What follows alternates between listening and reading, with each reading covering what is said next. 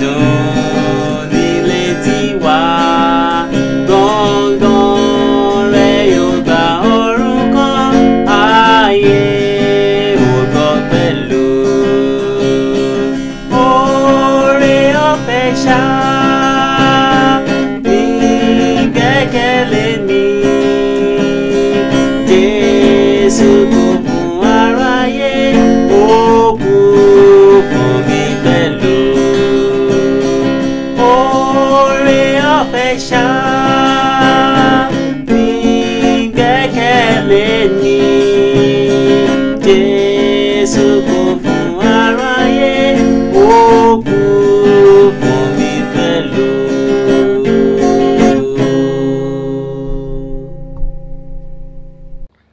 Ó jẹ́ ayọ̀ mi láti wà lórí ètò yìí ní àkókò yìí. A dúpẹ́ lọ́wọ́ Ọlọ́run fún gbogbo tí ó ń ṣe ní àárín wa àti nínú ayé ẹnì kọ̀ọ̀kan wa. Mo fẹ́ gbàgbọ́ pé ẹ ti ní Bíbélì nítòsí. Mo fẹ́ ká ṣí sí ìwé Jòhánù kìíní orí 5 lónìí.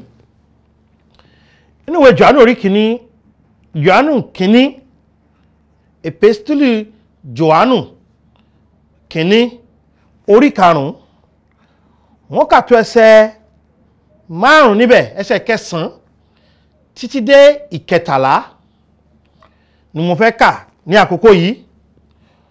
Ìpèníjà mi fún wa lónìí ni pé mo fẹ́ kí a jọ wo Bíbélì, ohun tí Bíbélì sọ nípa ìyè àìnípẹ̀kun, ohun tí ọ̀rọ̀ Ọlọ́run sọ nípa ìyè àìnípẹ̀kun.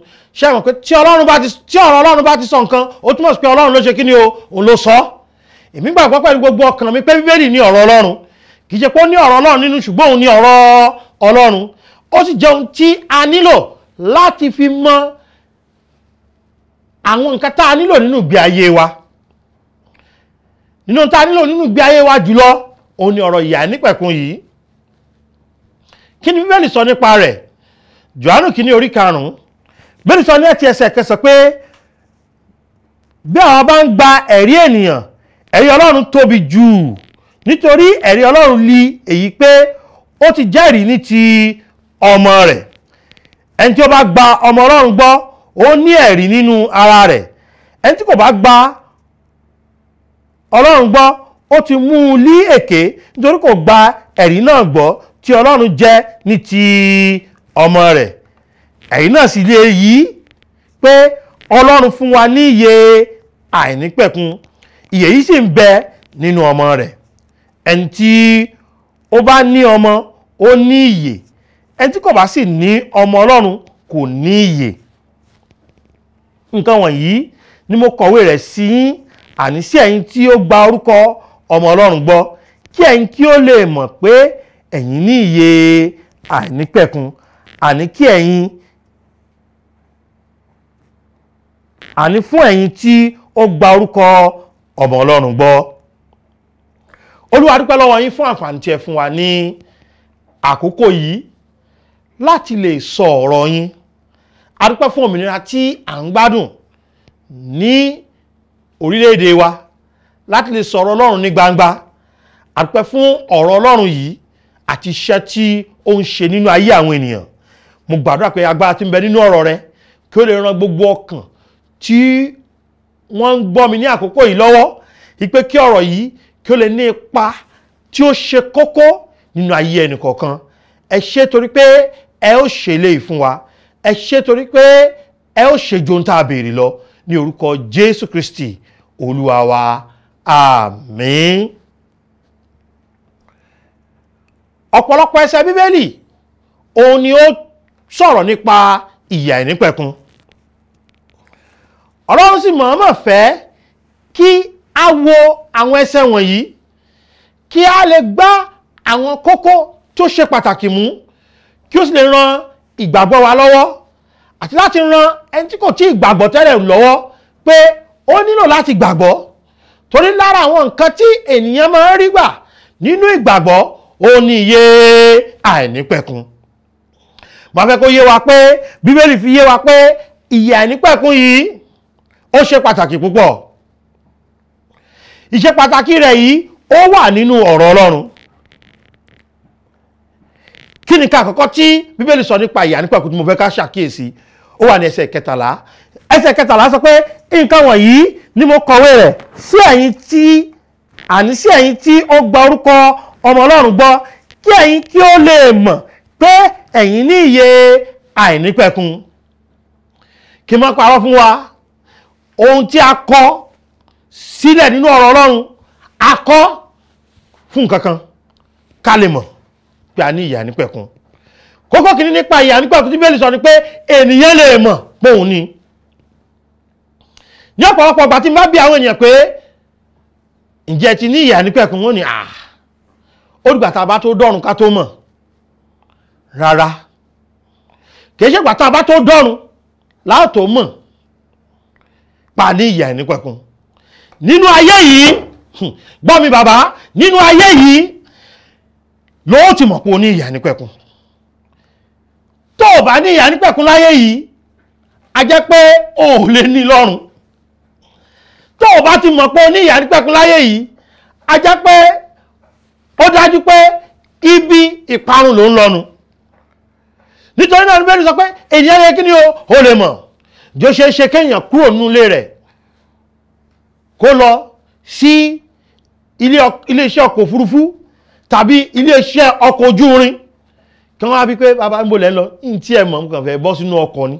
Èyàn kí à bọ́ sínú ọkọ̀, èyàn máa bọ́ sínú ọkọ̀ torí pé ó mọ ibi tó ṣe kí ni ó ń lọ, tàbí ó ní àpèjúwe ibi tó ń lọ lọ́wọ́, tàbí wọ́n ti sọ fún pé ẹni báyìí nígbà tó bá débi báyìí.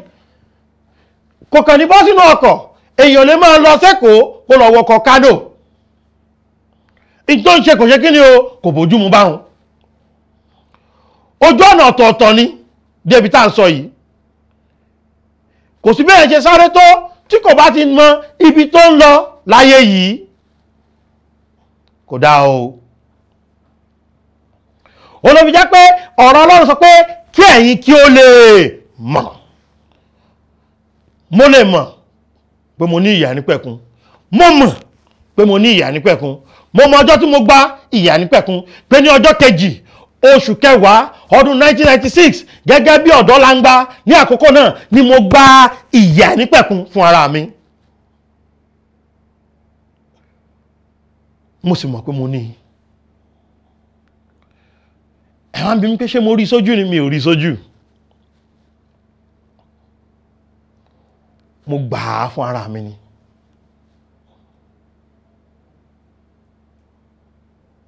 Kí ni Bíbélì tún sọ nípa ìyè àìnípẹ̀kun? Kì í kàn ṣe pé a lè mọ̀ pa ní ìyè àìnípẹ̀kun nìkan. Ìgbà Bíbélì ṣàlàyé pé ìyè àìnípẹ̀kun jẹ́ ẹ̀bùn ọ̀fẹ́. Róòmù orí kẹfà. Róòmù orí kẹfà. Ẹsẹ̀ tó kà ní ìwé Róòmù orí kẹfà. Mo sọ fún wa pé a lè mọ̀ pa ní ìyè àìnípẹ̀kun.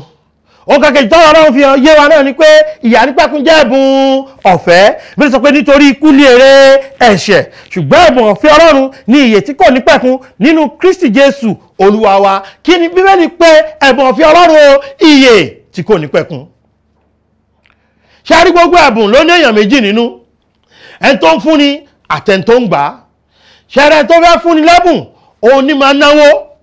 Ṣẹ̀rẹ̀ tó bá fẹ́ gbà yẹn òun kà gbà á lọ́wọ́ ẹni tó ń fúnni ni.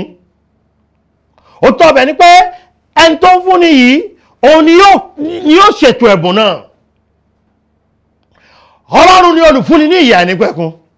Ohun tí Ọlọ́run sì fìdí rẹ̀ múlẹ̀ fún wa ni pé òun ò ta ìyè àìnípẹ̀kun tóun. Ẹ̀bùn ọ̀fẹ́ ni, òun fẹ́ bùn wa ni. Ṣé wá rí ìjọba yà mí lẹ́nu nìyẹn nígbà tí ọ̀pọ̀lọpọ̀ ènìyàn bá bẹ̀rẹ̀ sí sọ pé mo ń ṣiṣẹ́ tọ́ kí n lè ní ìyè àìnípẹ̀kun, kí n lè jèrè ìyè àìnípẹ̀kun, kí agbára rẹ kò lè fún ọ ní ìyè àìnípẹ̀kun. Òfin 10 kò lè fún ọ ní ìyè àìnípẹ̀kun. Jẹ́ kí n sọ fún ọ pé Ọlọ́run kì í parọ́. Ohun tí kò ṣeé ṣe fọ́nà láti ṣe ni pé kó parọ́. Tó bá jẹ́ pé ìyè àìnípẹ̀kun jẹ́ téèyàn lè sanwó fún, Ọlọ́run ó sọ fún ọ pé kì í ṣẹ́bùn o. Ṣiṣẹ́ tọ́ kò sì rí gbà. Ṣe báyìí kò sì rí gbà. Bóyá Ọlọ́run lè sọ pé pọ̀ òfin 10 mọ́ kó lè rí gbà. Ọlọ́run lè sọ pé mọ̀ ń fèdè fọ̀ tó bá ti lè ṣe kéké kókó lákòókó kókó ó ní ìyè àìnípẹ̀kun, ṣùgbọ́n Ọlọ́run ò wí bẹ́ẹ̀. Bíbélì wípé ẹ̀bùn ọ̀fẹ́ ni. Bóò ni mo ṣe fẹ́ sọ pé mo fẹ́ bùn yẹn ní nǹkan tí mo wá sọ pé wo dákun arákùnrin mo sì lẹ́gbẹ̀rún 10 tí mo fẹ́ bùn ọ, ṣùgbọ́n ó lọ bá mi ṣiṣẹ́ kan tó bá ti ṣiṣẹ́ tán ń bùn ọ lẹ́gbẹ̀rún 10. a jẹ́ pé ń bùn, a jẹ́ pé ó ṣiṣẹ́ kí ni ó gbowó ni. tó bá jẹ́ pé mo gbọ́dọ̀ pòfin 10 mọ́ kí n tó níyà ní pẹ̀kun, a jẹ́ pé Ọlọ́run ò bùn mi, kì í ṣẹ́bùn. a jẹ́ pé mo sanwó rẹ̀ ni, a jẹ́ pé ìwà mi ló jẹ́ kí n rí gbà, a jẹ́ pé èròǹgbà mi ló jẹ́ kí n rí gbà, a jẹ́ pé ọgbọ́n orí mi ló jẹ́ kí n rí gbà, a jẹ́ pé ipá mi ló jẹ́ kí n rí gbà. Bíbélì sọ pé nítorí nípa orí ọ̀fẹ́ la fi gbà yín là nípa ìgbàgbọ́, èyí kì í ṣe tẹ̀yìn tìkára yín, ẹ̀bùn ọ̀fẹ́ Ọlọ́run ni. ìyà nípẹ̀kun ẹ̀bùn ọ̀fẹ́ Ọlọ́run ni. ẹ̀yin náà gbọ́ gbólóhùn yẹn, oore ọ̀fẹ́, oore tá a ṣe fún yàn téèyàn sanwó fún, oore tá a ṣe fún yàn tí kì í ṣe pàṣípààrọ̀, ó ní ìyà nípẹ̀kun. ṣùgbọ́n ẹ̀bùn ọ̀fẹ́ Ọlọ́run ní ìyè tí kò nípẹ̀kun. ẹ̀bùn ọ̀fẹ́ Ọlọ́run ni.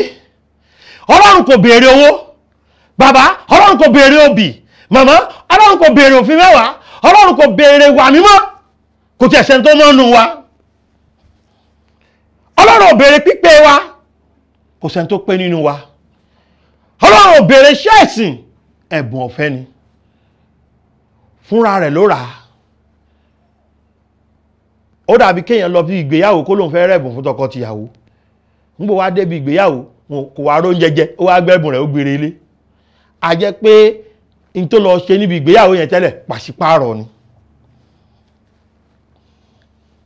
Kò lọ fún wọn lẹ́bùn o, ó lọ ṣe pàṣípààrọ̀ ni, ẹ fún lóúnjẹ kẹ́ ẹ gbẹ̀bùn.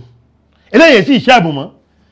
Ó dàbí tá a bá lọ bí ìgbéyàwó tàbí bí ìnáwó kan tá a ra aṣọ ẹbí tí wọ́n wá fún alẹ́bùn lẹ́yìn rẹ̀, torí pé ara aṣọ ni. Ẹni tí ó bá ti ra aṣọ wọ́n á fún lẹ́bùn. Ìyàtọ̀ rẹ̀ nìyẹn. ìyà nípẹ̀kun jẹ́ ọ̀fẹ́, kì í sọ̀rọ̀ ọ̀rọ̀ aṣọ, kì í sọ̀rọ̀ ṣe báyìí kó lè rí gbà. ẹ̀bùn ọ̀fẹ́ Ọlọ́run ni. tẹ́tí sí mi dáadáa, ẹ̀yin ènìyàn Ọlọ́run tẹ́ ń gbọ́ mi. èèyàn lè mọ̀ kó ní ìyà nípẹ̀kun, ẹ̀bùn ní ìyà nípẹ̀kun. nǹkan kẹta tí Bíbélì sọ nípa rẹ̀ ni pé àìnípẹ̀kun ni. mo fẹ́ ká ṣàkíyèsí ohun tá à ń pè ní àìnípẹ̀kun. ọdún mélòó ni ó ń jẹ́ àìnípẹ̀kun? ìjẹ́ ìmọ̀ pé àìnípẹ̀kun ó kọjá gbẹ́mí díje. nítorí wọ́n ń pè ń gbẹ́mí díje, mo rántí bàtà kan nígbà tí mo kéré tí bàbá mi ní kí n máa wọ̀, ẹ̀gbọ́n mi kan ti wọ̀ rí, èmi náà bá bẹ̀rẹ̀ sí wọ̀, wọ́n ní gbẹ́mí díje ni. mo rántí pé bàbá kan wọ́n láwọn ṣe sójà rí ní ilẹ̀ Amẹ́ríkà, wọ́n ra bàtà kan, wọ́n ní wọ́n sọ pé tí bàtà ìbá ti jẹ láàrin 20 ọdún káwọn mú padà wá, wọ́n dòwó àwọn padà, wọ́n tún fáwọn bàtà míì. bàbá náà oníwàásù ni wọ́n o, nígbà tí wọ́n ṣiṣẹ́ sójà tán, wọ́n ní táwọn bá ń ṣètẹ̀bọmi fáwọn yẹn, àwọn máa ń wọ bàtà wọn bọnú omi ni, torí àwọn fẹ́ kó bàjẹ́ káwọn lè gba bàtà wọn padà. ṣùgbọ́n ìgbọ́dọ̀ tán bléèdì tí wọ́n bàtà náà bá fi lè jẹ pé wọ́n fi ń rìn lórí ilẹ̀ láàrin 20 ọdún, wọ́n dá bàtà ń padà fún wọn, wọ́n dábì padà fún wọn, wọ́n sì dówó wọn tí wọ́n kọ́ fi rà padà. ìyà nípẹ̀kun ju méjèèjì yìí lọ. ó kọjá pé ó ń bẹ̀mí díje, torí pé ó wà lánàá, ó wà lónìí, ó wà lọ́la, ó wà títí láíláí. téèyàn bá ti ní ìyà nípẹ̀kun kò lópin. ìyà ayérayé ni, ayérayé. nítorí pé ẹni tó fúnni ní ìyà nípẹ̀kun, Ọlọ́run ayérayé ni. ẹ wò mí dáadáa, iye tí màmá mi fún mi ó pọ̀ jù tí mo lè lò ní 100 ọdún. iye ọjọ́ ènìyàn gan lórí ilẹ̀ 50 ni. ṣùgbọ́n iye tí Ọlọ́run fún ni, iye àìnípẹ̀kun ni, títí láíláí ni. bíi ní ṣùgbọ́n ẹ̀bùn ọ̀fẹ́ Ọlọ́run ní iye tí kò ní pẹ̀kun nínú Kristi Jésù Olúwa wa. ẹ tẹ́tí sí mi, ẹ̀yin ènìyàn Ọlọ́run, gbogbo ẹ̀yin tí ẹ̀ ń tẹ́tí sí ètò yìí, ẹ lè mọ̀ pé ní ìyà nípẹ̀kun, ẹ̀bùn ọ̀fẹ́ ní ìyà nípẹ̀kun, abẹ́ẹ̀kọ́ àìnípẹ̀kun ní ìyà nípẹ̀kun. nínú Jésù nìkan ni ìyè àìnípẹ̀kun wà. Ẹ padà sí ìwé Jòhánù kìíní tá a kà yẹn, kí ni Bíbélì sọ nípa rẹ̀? Jòhánù kìíní orí 5.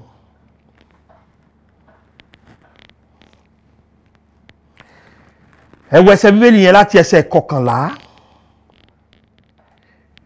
Ẹ̀rí náà sì rí èyí pé Ọlọ́run fún wa ní ìyè àìnípẹ̀kun. Ìyè yìí sì ń bẹ nínú ọmọ rẹ̀. Ẹ̀rí náà sì rí èyí pé Ọlọ́run fún wa ní ìyè àìnípẹ̀kun. Ìyè yìí sì ń bẹ nínú ọmọ rẹ̀. Ṣé kí n sọ fún yín pé ìyè kò sí nínú àlùfáà àjọ tẹ́ ń lọ? Ìyè àìnípẹ̀kun kò sí nínú ẹ̀sìn tẹ́ ń ṣe. Ìyè àìnípẹ̀kun, ṣé kí n sọ fún yín pé kò sí nínú ìwà tẹ́ ń wù? Ìyè àìnípẹ̀kun kò sí nínú ọrẹ tẹ́ ń dá. Ìyè àìnípẹ̀kun kò sí nínú ìjọ tẹ́ ń lọ. Nínú ẹnìkan péré ni ìyè àìnípẹ̀kun wà, nínú ọmọ Ọlọ́run. Ta ni ọmọ Ọlọ́run? Jésù Kristi. Bàbá màmá, lórí ètò yìí èmi kì í wàásù ara mi. Arákùnrin àti arábìnrin, èmi ò tiẹ̀ ní nǹkan kan tí mo lè fún yín. Ẹnìkan péré ló lè fún wa ní ìyè, ẹni náà sì ni Jésù Kristi. Bíbélì ní ẹ̀rí náà lé èyí pé Ọlọ́run fún wa ní ìyè àìnípẹ̀kun. Ìyè yìí sì ń bẹ nínú ọmọ rẹ̀. Kò sí nínú ọmọ ọba míì ju ọmọ ọba ọ̀gá ògo lọ. Kò sí nínú ẹlòmíì ju nínú ẹni tí a bí sí ibùjẹ ẹran lọ. Ẹni tá a bí nípasẹ̀ wúndíá, ẹni tí a kàn mọ́ àgbélébù, ẹni tí ó pariwo pé ó parí. Ẹsẹ̀ 12 ní ẹni tí ó bá ní ọmọ ó ní ìyè. Tí èèyàn bá ti ní ọmọ Ọlọ́run báyìí, kí ló ní o? Ó ní ìyè. Ẹni tó bá ti gba Jésù lólùgbàlà, kí ló ní o? Ó ní ìyè. Jòhánù orí 3 ẹsẹ̀ 15 ní nítorí Ọlọ́run fi aráyé tó bẹ́ẹ̀ gẹ́ tí ó fi ọmọ bíbí rẹ̀ kan ṣoṣo fún ni, tí ẹnikẹ́ni tí ó bá ṣe kíni, tí ó bá gbàgbọ́. Kò sọ pé ẹni tó pòfin 10 mọ́. Ó dáa láti pòfin 10 mọ́, kò kàn lè fún yẹn ní ìyè ni. Òfin 10 mọ́ mú bùkún wá. Ṣùgbọ́n ìyè àìnípẹ̀kun kò sí nínú òfin 10. Òfin 10 a máa mú fún yẹn ní ìfọ̀kànbalẹ̀. Ṣùgbọ́n ìfọ̀kànbalẹ̀ ayé ni, kì í ṣe ìfọ̀kànbalẹ̀ ìjọba ọ̀run. Ohun tó ń fún wa ní ìfọ̀kànbalẹ̀ ìjọba ọ̀run, ó ní kéèyàn ní ìyè àìnípẹ̀kun. Ṣùgbọ́n níbo ni ìyè àìnípẹ̀kun wà? Nínú Jésù Kristi. Tó o bá ti ní Jésù, kí ló ní o? O ti ní ìyè àìnípẹ̀kun. Róòmù orí 4 ẹsẹ̀ 17 yẹn, ó ní nítorí ikú lérè ẹ̀ṣẹ̀. Ó wá ní ṣùgbọ́n ẹ̀bùn ọ̀fẹ́ Ọlọ́run ní ìyè tí kò ní pẹ̀kun nínú Kristi Jésù Olúwa wa. Kò sí mbòmí o jùnú Jésù lọ. Torí pé Jésù la pa, torí pé Jésù la sin, torí pé Jésù ló jí dìde, torí pé Jésù ni kò kú mọ́. Lẹ́yìn ìgbà tó jí dìde, òun lọ sọ́run tó ní èmi ń lọ ìpèsè àyè sílẹ̀ fún un. Pé níbi tí èmi gbé wà, kẹ́yìn kí ó lè wà níbẹ̀. Ọdún mélòó la fi wà níbẹ̀? A fi wà pẹ̀lú Olúwa títí láéláé. Torí ẹ̀ ló fi jẹ́ pé nínú Jésù Kristi nìkan ni ìyè àìnípẹ̀kun wà.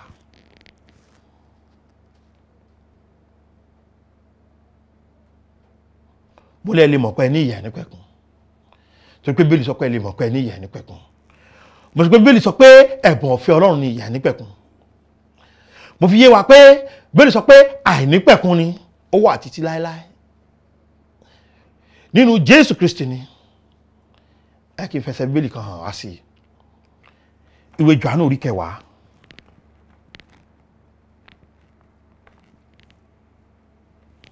Bẹ̀rẹ̀ láti ẹsẹ̀ 15, 17.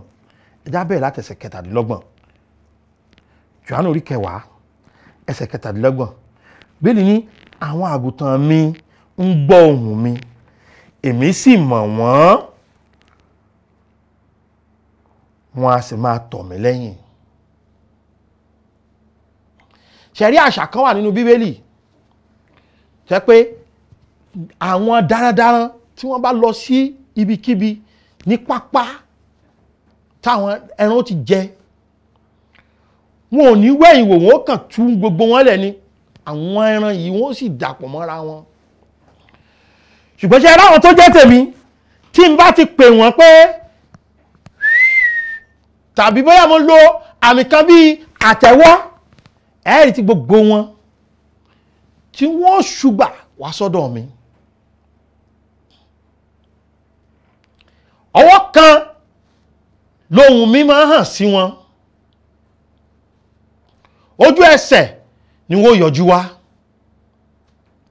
Ẹ̀tọ́ wá sì ti yọjú dé yìí, òun ló fi sọ pé àwọn àgùntàn mi wọ́n ṣe kí ni o, wọ́n ń gbọ́ ohùn mi. Ǹjẹ́ ti Jésù ni ọ́? Ó wá ní wọ́n á sì máa tọ̀ mí lẹ́yìn. Tó o bá ti kí ṣàgùntàn Jésù bó pè ọ́ ò ní dáhùn. Bákan náà ni àgùntàn tí èyí ṣe tèmi, tí n bá ti pè wọ́n mo ṣe wọ́n dá ìsúfèé tèmi mọ̀ yàtọ̀. Jésù ní àwọn àgùntàn tòun, ẹgbọ́n nǹkan tó lòun fún wọn, ó ní èmi sì fún wọn ní ìyè àìnípẹ̀kun. Ta ló ń fún ni ní ìyè àìnípẹ̀kun? Jésù Kristi. Ẹgbọ́n tó tẹ̀lé, ó ní tó bá ti fún wọn ní ìyè àìnípẹ̀kun yẹn, ó ní wọn kì yóò sì ṣègbé láéláé.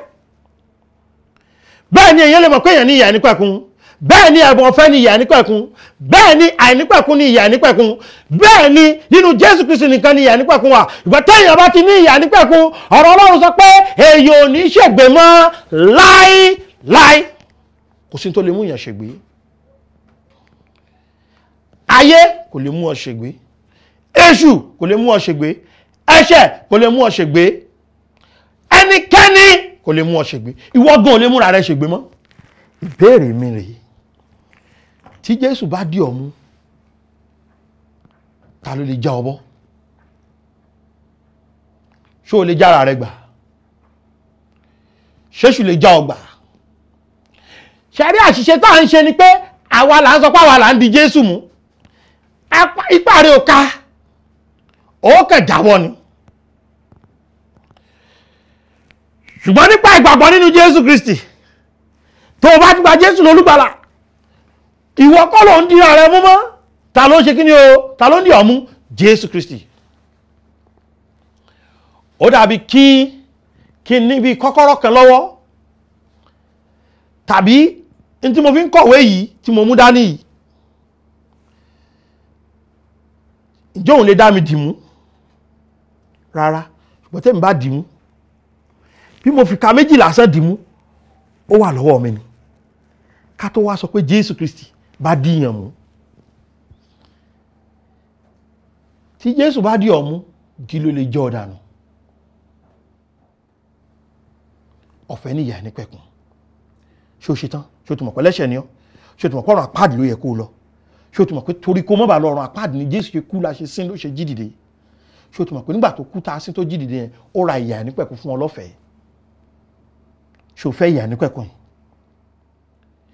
Wí fún Jésù pé Jésù ṣàánú mi, èmi ẹlẹ́ṣẹ̀. Mo mọ̀ pé nítorí ẹ̀ṣẹ̀ mi, mo jẹ̀bi ikú.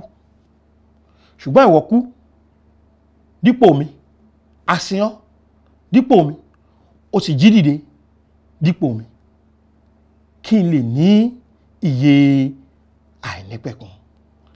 Jésù, mo gba ẹ̀bùn rẹ tí ṣe ìyè àìnípẹ̀kun fún ara mi lónìí.